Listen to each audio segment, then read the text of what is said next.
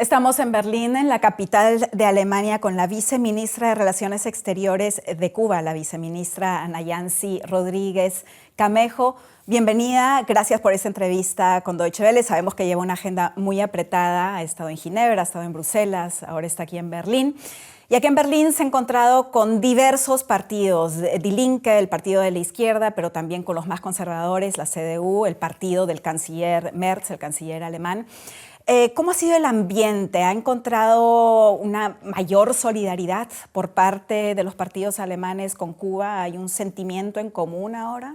Bueno, en primer lugar, agradecida por poder tener este espacio en un medio de prensa alemán muy importante y muy conocido, de mucha audiencia.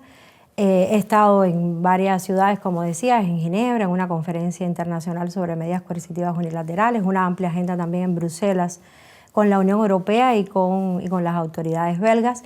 Y bueno, he llegado a Berlín, apenas 48 horas, he tenido muchísimos encuentros. Hoy el programa ha tenido 7 encuentros diferentes, además de esta entrevista contigo. Y sí, yo diría que esa solidaridad y ese apoyo y ese respaldo del gobierno alemán al levantamiento del bloqueo económico, comercial y financiero contra Cuba, y también más recientemente a la exclusión de Cuba de la lista unilateral y arbitraria lista de estados patrocinadores del terrorismo que elabora el Departamento de Estado de los Estados Unidos, ha sido una posición tradicional, histórica y muy firme de las autoridades del gobierno alemán, y yo diría que también que del pueblo alemán.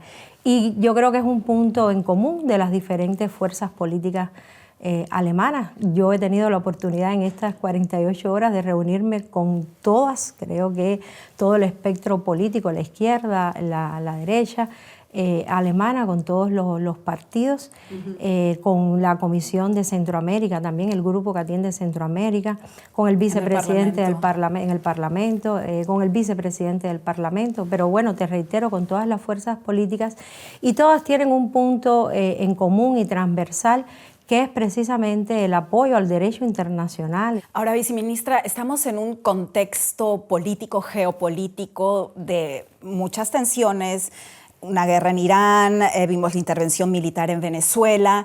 ¿Existe ahí un sentimiento común, quizás anti-Trump, crítico a Trump, que ha encontrado también con las partes alemanas? Yo creo que sí, yo creo que en los intercambios hemos notado la vocación también de Alemania por promover la paz, que es el mismo propósito de Cuba, la paz para nuestro país, la paz para nuestra región de América Latina y el Caribe. Evitar que este tipo de conflictos y este tipo de intervenciones militares se den también en una región que es una zona de paz como América Latina y el Caribe. Y a evitar una escalada en la agresividad de Estados Unidos hacia un país de paz y que promueve la paz, como lo es Cuba. Y precisamente sobre eso me gustaría hablar, las relaciones entre Cuba y Estados Unidos. Los ojos están puestos en esa tensión latente que hay. Hace poco solo Trump decía, déjenme citar, yo puedo hacer lo que quiera con Cuba. Existe esa tensión de una posible intervención militar. ¿Qué hace Cuba con eso? ¿Hay un constante miedo? ¿Y cuál sería la reacción? ¿Qué plan tiene Cuba en caso de que el presidente de Estados Unidos, Trump, realmente lleve a cabo la amenaza que ya viene anunciando hace días y semanas? Esperemos sinceramente, en primer lugar, que no se lancen a esa aventura bélica contra Cuba. Lo que sí ha pasado en los tiempos más recientes es un reforzamiento a niveles sin precedentes del bloqueo. Habría que decir que bueno, el bloqueo, como se conoce, existe hace ya casi 7 décadas y que se ha incrementado de manera inédita, igualmente sin precedentes, en los últimos meses con el cerco energético para asfixiar nuestra economía, y que tiene un impacto realmente devastador en el pueblo cubano, un impacto humanitario realmente devastador y que impacta en todos los sectores de la sociedad, incluidos los más sensibles como la salud, la educación, el suministro de energía eléctrica, incluido al segmento poblacional, no solo la economía. Sufrimos largos apagones. En las tensiones que no son provocadas por Cuba, haber declarado el bloqueo energético sobre la base, sobre el pretexto de que Cuba es una amenaza inusual y extraordinaria la seguridad nacional de Estados Unidos es casi que una broma, es una falacia. Cuba es un país de paz que no representa amenaza para ningún país, mucho menos para una potencia como Estados Unidos. Cuba es un país de paz, pequeño, una economía pequeña, que de ninguna manera puede representar una amenaza para nadie. Entonces, Cuba, a pesar de sufrir esa política hostil, ese cerco económico, ese cerco energético ahora por parte de Estados Unidos, toda la retórica, toda la campaña mediática en contra de Cuba, manipulando la verdad de Cuba, Cuba ha optado y se ha propuesto tener una relación civilizada como la tenemos con el resto del mundo, con Estados Unidos, y está dispuesta al diálogo. No establecemos ninguna precondición para ese diálogo, solamente lo que pedimos y lo que piden todos los países, respeto al derecho internacional, que incluye el respeto a la soberanía, a la independencia y al derecho a la libre determinación del pueblo cubano.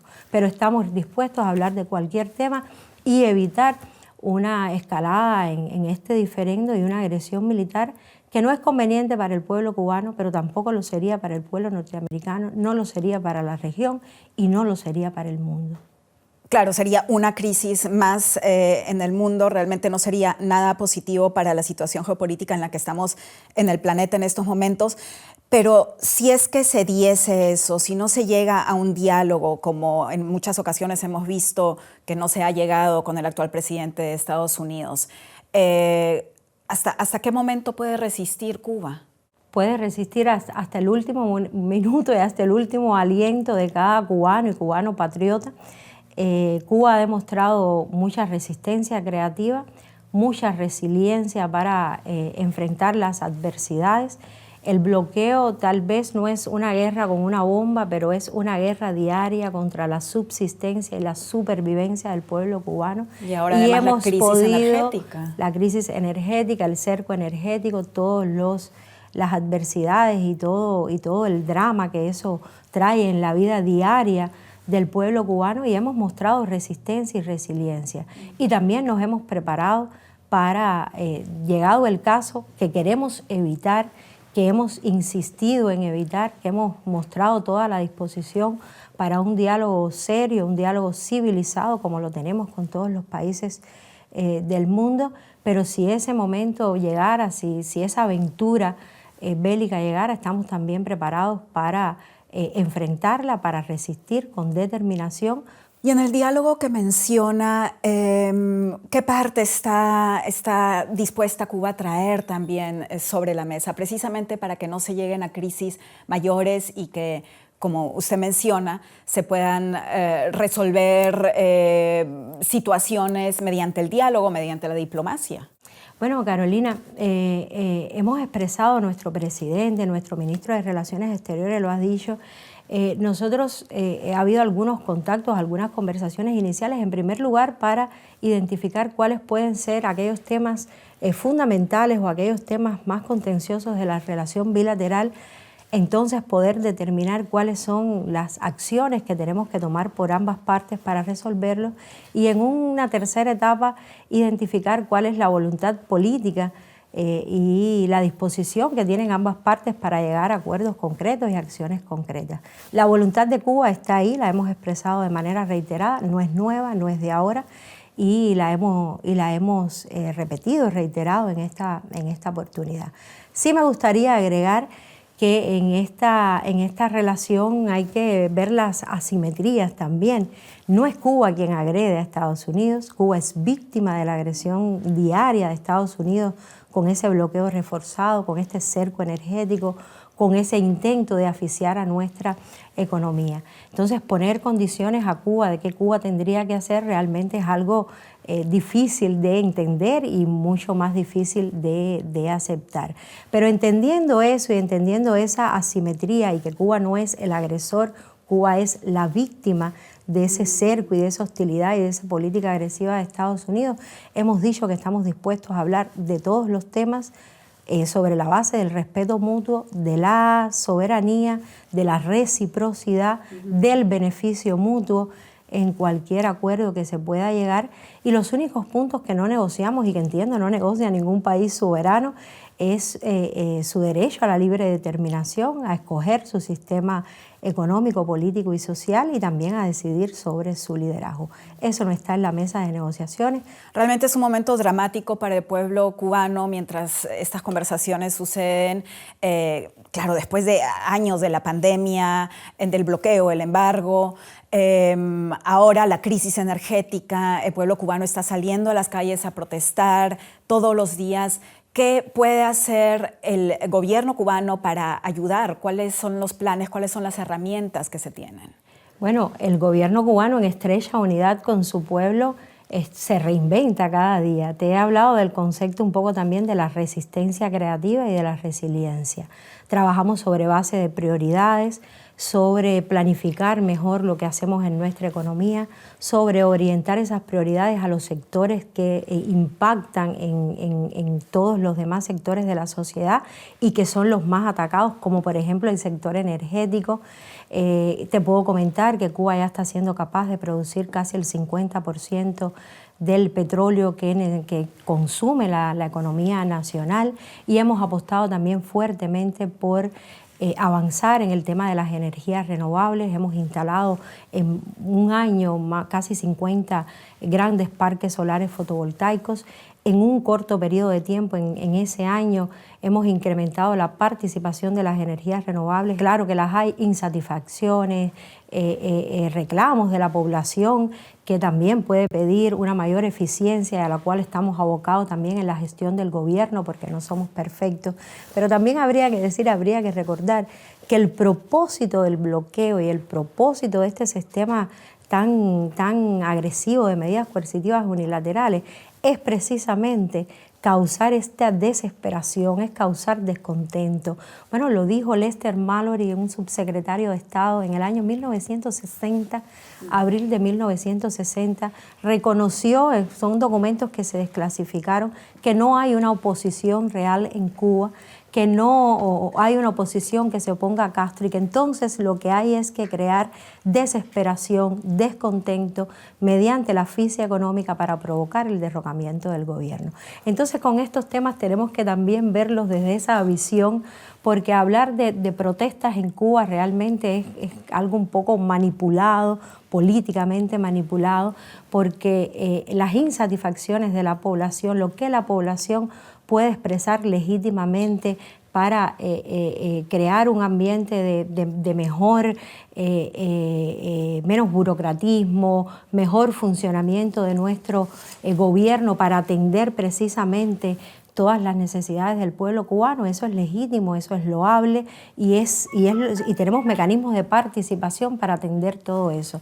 Pero el bloqueo económico, comercial y financiero es realmente lo que ahoga al pueblo cubano, y lo que el pueblo cubano reclama con fuerza que sea levantado. El bloqueo, que como usted dice tiene una larga historia, pero claro, ahora como que todo esto está en el pique de una crisis, en una situación realmente dramática, porque además está la crisis energética. Ahora han recibido hace poco ayuda de Rusia con el buque ruso que trajo petróleo. Se espera más ayuda por parte de Rusia, esperan también más ayuda en general por parte de los aliados, quizás también por parte de China. Cuba agradece muchísimo todo el apoyo que estamos recibiendo a nivel internacional de países que tienen una larga data en la relación comercial con Cuba. Mencionabas algunos de ellos: Rusia, China, Vietnam, México. Bueno, escucharán ustedes todas las declaraciones de la presidenta Sheinbaum de México. Y al propio tiempo hemos dicho con toda claridad que, agradeciendo toda esa ayuda, toda esa solidaridad internacional, Cuba también aboga, insta a todos los gobiernos del mundo, incluidos los más cercanos, otros con que tenemos una relación tradicional, como los gobiernos europeos, es que ejerzan sus derechos y sus prerrogativas soberanas de tener un comercio con Cuba basado en las normas internacionales de comercio, en el libre comercio, en la libertad de navegación. Es decir, que no dejen ser dictados en sus relaciones internacionales por una potencia como Estados Unidos y que ejerzan sus prerrogativas soberanas de comerciar libremente con Cuba. Pero el tema más actual ahora es sobre todo la retórica que viene por parte de Estados Unidos, una retórica nunca antes escuchada de la boca de un presidente estadounidense. Como lo que mencionaba, puede hacer lo que quiera con Cuba y bueno, conocemos todos los mensajes también que han estado saliendo respecto a Irán y bueno, diferentes conflictos, diferentes declaraciones. ¿Esperaría que en ese sentido también haya más ayuda, más cooperación por parte de la región, por parte de Latinoamérica, quizás mayor cooperación por parte de México, por parte de Brasil? Yo creo que es lo que está sucediendo. Te decía, si oímos las declaraciones de la presidenta de México, hemos oído también las declaraciones del presidente Lula de Brasil. Tenemos una relación muy fluida con los países caribeños, con la CARICOM, con la Comunidad de Estados del Caribe. Las relaciones con Venezuela se mantienen. Bueno, Cuba denunció firmemente la agresión que fue objeto de la República Bolivariana de Venezuela el 3 de enero y el hecho inédito, ilegal, violatorio de cualquier norma del derecho internacional. Cuba tiene un amplio espectro de relaciones con muchas regiones, con muchos países en muchas regiones del mundo, y es por lo que abogamos, es justamente lo que te comentaba y lo que recibimos a nivel internacional de solidaridad en pronunciamiento y en términos prácticos en la prerrogativa de tener una relación económica, comercial, de inversiones, de cooperación con Cuba que sea libre y no sujeta a los dictados de Estados Unidos. Más que palabras se necesita ayuda pragmática, como un buque llevando petróleo, como otro tipo de ayuda. ¿Desearía que este tipo de ayuda crezca, que sea más por parte de diferentes países? Desearía que el comercio pueda realizarse en condiciones normales,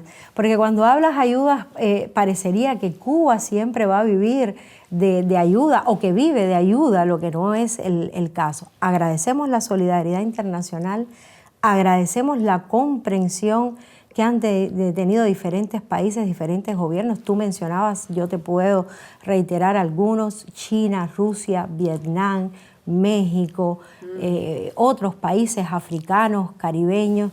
China, por ejemplo, tenemos una gran cooperación en el tema de las energías renovables y una cooperación integral en diferentes sectores. Con Vietnam también lo tenemos en la esfera biotecnológica y farmacéutica, pero con una gran contribución de Vietnam en el tema de la seguridad alimentaria en Cuba, en la producción de arroz en Cuba.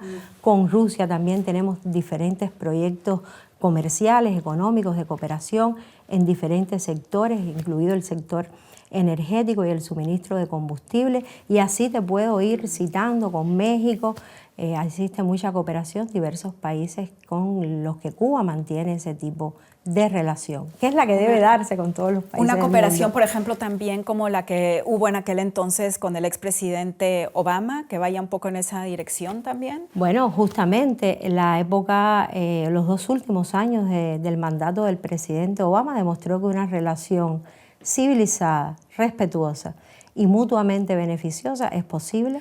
Viceministra, muchísimas gracias por esa entrevista con Deutsche Welle. Gracias a ustedes por la posibilidad de transmitir nuestro mensaje. Muchísimas gracias.